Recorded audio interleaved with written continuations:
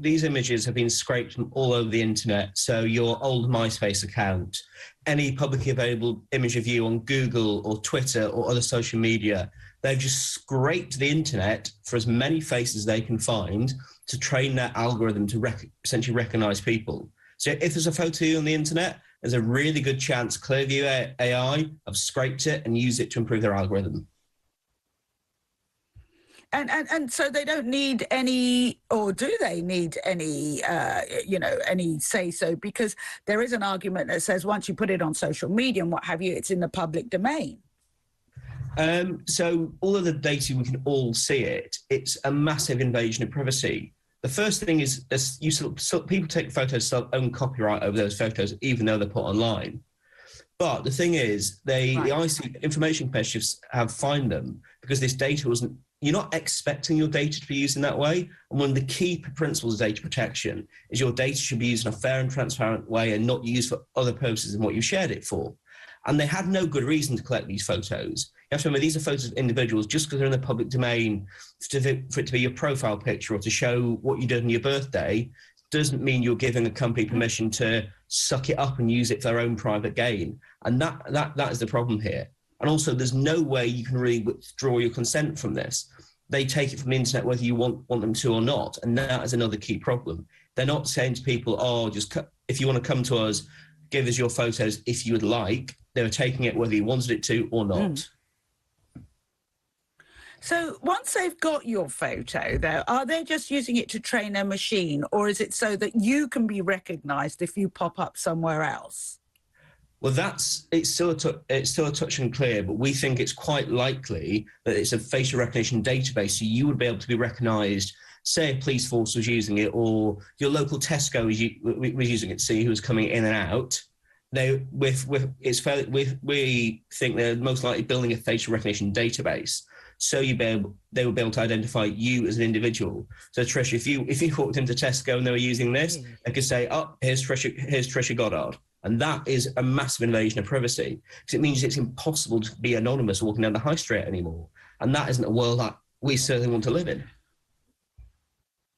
Now, I know, reading through all of playing through all of this, the reports, that one of the things that's cropped up is that some of these cameras and some have been made and operated from or made in China, for instance, and some of the images they've intercepted had ended up through a glitch or a problem going back to China. And there's additional worry that they might be used, well, we don't know what for. Well, yeah, so Clearview AI are generally they're an American company, but you're right, there's a massive concern about the actual CCTV cameras that are capturing the images to be processed by the AI.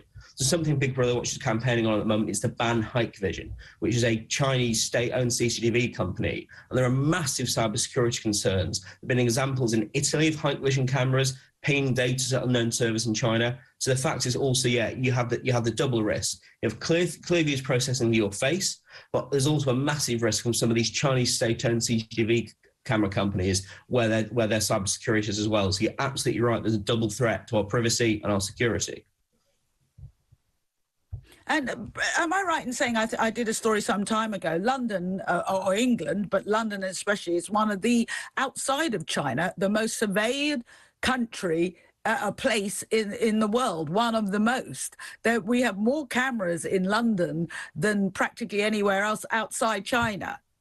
Absolutely. I mean, per capita, London isn't far off some Chinese cities. That's how many cameras there are. So Britain is already one of the most surveilled societies on the planet. So when you're bringing in things like Clearview AI and other facial recognition technology that do even more than capture video to try and identify who you are walking down the street, it means you cannot be anonymous anymore. And that it's a completely Orwellian way to live, that you can't just be going privately about your business without a camera recognizing you going into your local shop or just going down the pub. And we should say as well that this fine is Britain. This is Britain. But as you say, it's an American company, so they're obviously gathering data and photographs from American people as well. So even if you were on holiday, you're not safe. Absolutely. I mean, the company is saying that by the end of the year, they expect to have 100 billion photos on their database. So that'd be about 14 photos per person in the world. And obviously more realistic, it's going to be more photos of a smaller group of people. But the fact the fine is in the UK means there are questions about how it can be enforced. Clearview AI say they no longer do business in this country. So it's unclear how the ICO are going to be able to enforce this fine if they're not doing business here. They've also been in trouble in some American states, and some European regulators are also looking at them. So it isn't just us. There's other Western countries are saying, hey, this isn't okay. And I would not be surprised if they get more fines from regulators abroad in the future.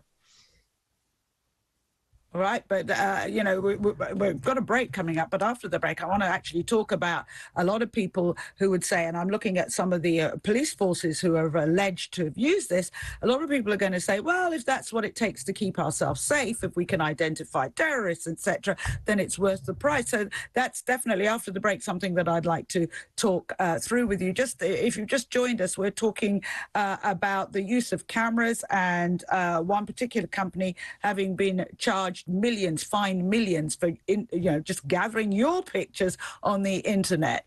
And is there anything that you and I can do about that to stop them doing it?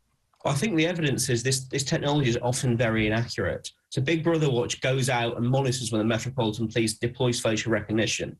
And time again, we see people being misidentified. Earlier this year, there was a young black boy who was detained by police for a number of minutes, even when they realised it was the wrong person. There's often the damage caused by this technology is pretty high. And you've also it's like you walking down the street being asked to present your ID or give a fingerprint to see if you're on a watch list. It's incredibly invasive. It means you cannot walk around anonymously anymore. And the Metropolitan Police might say it's to catch the bad guys. But if you look at the most recent guidance from the College of Policing on the use of live facial recognition, they're looking for potential witnesses to crimes. They're trying to match photos, or associates of people they want. So it isn't this, we're going to catch a few bad guys. The amount of people who could be stopped by the police when they've done nothing wrong is huge. And we're incredibly concerned that we're becoming a society where you're being watched and monitored all the time. But also, I want to come back to, you raised something really important before the break. How do we get ourselves off the Clearview AI database? The reality is it's almost impossible for UK residents to do that. We're not going to be able to do it because they don't operate in the UK and they don't know who on their database is a British citizen.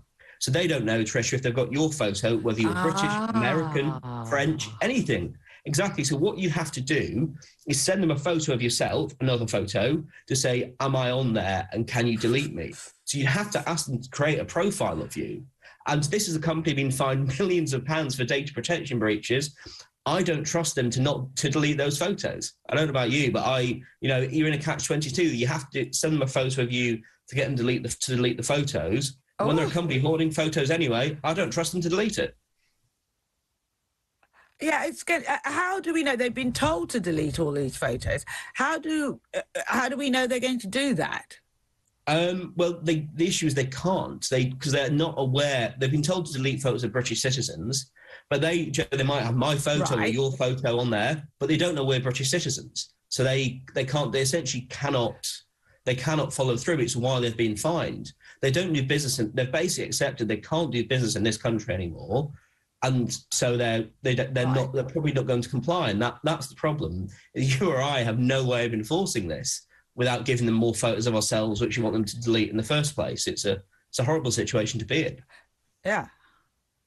Now, when you say they can't do business in this country anymore, does that mean that the police forces and some of the ones that are alleged to have used Scotland Yard, the National Crime Agency, Northamptonshire Police, North Yorkshire Police, Suffolk Constabulary and Surrey Police, all amongst the forces alleged, we have to say, to have used or tried this some kind of facial recognition. So does that mean any of those organisations who may have allegedly used those can no longer use it?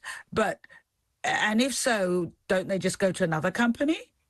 Well, exactly. So it's Clearview who can't do business in this country. The Metropolitan Police who use fake arrest recognition facial recognition use other companies. There is a company called FaceWatch who supply facial recognition cameras to the Southern Co-op and other convenience stores to monitor people suspected of antisocial behaviour. These other companies can still operate in the UK. I mean, Big Brother Watch, we're campaigning for a ban on live facial recognition. We think the invasion of privacy is too high, but you're absolutely right that they can go to another company. But what's different about Clearview is the size of their database. Currently 20 billion photos, projected to be 100 billion by the end of 2022. No one else has a database that large. So that's why it's a victory for privacy that they can't operate in the UK. But you're right, there are more companies who can still offer this kind of service. And also, if they can't work out who's a British citizen when they've been told to get rid of British, residents' photographs, then they could surely apply that they can't tell who's an American citizen. Should the Americans follow for? Or if in the States, as you were saying, certain states have fined or taken action against them, surely that would mean they would have to get rid of, I don't know, people from Maryland's photos. How do they know they come from Maryland and what have you? So it's a difficult one. They're never really going to have to get rid of all of those because they can claim, well, we didn't know where you came from. Exactly. So the state of Illinois has made them set up an online form where you can submit a photo of yourself and get it deleted. But the ICO don't really have the power. The ICOs are regulated up the power to do that. But again, you're absolutely right. There's no real way of enforcing this because they don't know where you're from. So it's either going to have to sort of get them to delete every photo they hold, or want to be in an unfortunate situation where you don't know if you're on there and you can't enforce your rights, or it's very, very difficult to do so. And it's why the ICO find them so much money. It's because I think everyone knows realistically the order to delete is basically impossible to enforce, unfortunately. Now, is your organisation, or organisations like yourself, the Big Brother, Big Brother Watch, are you a bit like King Canute trying to turn back the tides? Is facial recognition, I mean, I watch enough sci-fi to think, is facial recognition going to come in no matter what? Are you just talking about, okay, you can deal with that, but it needs to be ethically done, or no, it must never happen at all? Well, I mean, facial recognition comes in a lot of different flavors, but the main thing we oppose is live facial recognition. So that's when you're walking down the street and a camera sees your face and goes, that's Trisha. There's other kinds of things like retrospective facial recognition, which have different issues that we could talk about all day. But we're not Luddites, but we think the privacy risk posed by live facial recognition is too great for it to be allowed. It means you cannot be anonymous anymore. If the police do it, you're essentially walking through a police lineup every time you go down the street. And we think that's too great invasion of privacy. But I mean, we are, in terms of we campaign on other things, so whether it's algorithms in the welfare state, for example, we've made recommendations about certain things, but we don't oppose all algorithms. It's about the privacy and rights harms. And we think live facial recognition has too great harm. The harms are too great for it to be allowed. Thank you. It's interesting to know that organisations are keeping a lookout for us, because these are things that we kind of just sleepwalk into. And until I read this story, I was like, whoa, look, somewhere out there, well, as they say, you are being watched. Thank you so much, Jake Hurfurt, talking to us there, Head of Research and Investigation at Big Brother Watch, a UK civil liberties campaign group.